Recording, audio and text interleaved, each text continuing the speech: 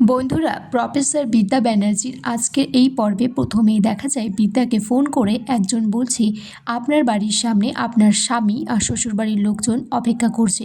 তখন বিদ্যা তার মাস্টারমশাইকে বলছে যে আপনি রায়াকে দেখবেন, ওর শরীরটা এখনও ভালো হয়নি, আর আপনি তো খাননি সকাল থেকে কিছু, আমার সামর্থ্যের মধ্যে এই সাধারণ কিছু আছে, আপনি খেয়ে নেবেন। বন্ধুরা, তারপর বিদ্যা বলছে এতে কিছু রুটি, সবজি আর আচার আছে, আমার আসলে টিফিনটা খাওয়া হয়নি, আপনি খেয়ে নেবেন, আপনি তো আমার বাবার মতো, আমারও তো একটা মাস্টার ছিল এক সময়।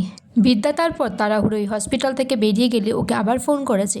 ফোন করে বলছে যে ম্যাডাম, আমি আপনাকে ফোন করেছিলাম আর বলেছিলাম রাজরিত আপনার বাড়ির সামনে অপেক্ষা করছে, কিন্তু সেটা মিথ্যে খবর, আসলে আপনাকে হসপিটাল থেকে বার করার ছিল, আপনি তাকিয়ে দেখুন আপনার পিছনেই আছি আমি। তখন বিদ্যা তাকে দেখে বলছে আপনি তো অতনু, আপনি তো বিসিসিআই কলেজের সিনিয়র স্টুডেন্ট ছিলেন। অতনু বলে সেই লোকটি তখন বলছে যে হ্যাঁ, আমি ওই কলেজে ইউনিয়ন করতাম। সামনে দাঁড়িয়ে আছে আপনারই ভাই শ্রাবণ ব্যানার্জি। তখন শ্রাবণ এসে বলছে বিবি, আমি এখানে এসেছি একটা টোপ হিসেবে, আর এই যে এরা, তুই হলো তাদের শিকারী। বন্ধুরা, তারপর দেখা যায় তুই যদি কোনোভাবে কলেজে ঢোকার চেষ্টা করিস তোর হাড়গোড় সব ভেঙে দেবে, ওই যে বায়োলজিক্যাল টার্মে তুই কি বলিস না, তোর এই ফিমার হাড় এগুলো ভেঙে সব গুঁড়ো গুঁড়ো করে দেবে। তখন পাশ থেকে একটা ছেলে বলছে রায়াকে আমি মেরেছি, ডেকে আনুন কোন বাপ আছে যে আমাকে মারবে। বিদ্যা তখন বলছে এখন বাপেদের জামানা নয়, এখন মায়েদের জামানা, দেখতে পারেন না 12 মাসে 13 পার্বণ, এখন 12 মাস জুড়েই মা দুর্গা পুজো, কালী পুজো, সরস্বতী পুজো, শীতলা পুজো। তখন গুন্ডাটাকে বিদ্যা একটা থাপ্পড় মারলে গুন্ডাটা উল্টে বিদ্যাকে বন্দুক ধরে। তখন সে শ্রাবণকে বলে বিদ্যা, বন্দুকটা সরাতে বল, তুই বিবিকে খুব ভালো করে চিনিস। তারপর সেখানে বিদ্যার কলেজের ছাত্রছাত্রীরা এসে বিদ্যাকে বাঁচায়।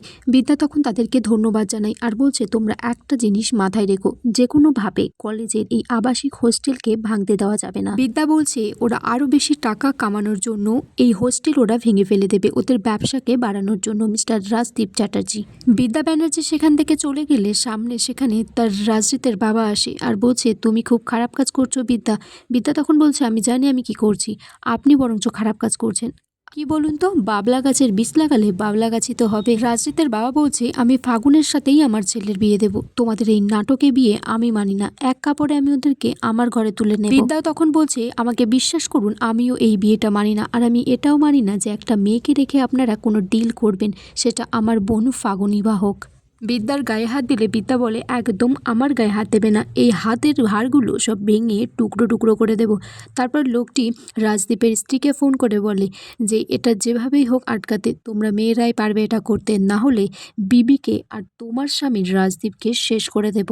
ফাগুনও আমার কাছে গুরুত্বপূর্ণ নয়, আমার কাছে গুরুত্বপূর্ণ এই আমার ব্যবসাটা, আর কাশ্যপের কাছেও সেটাই।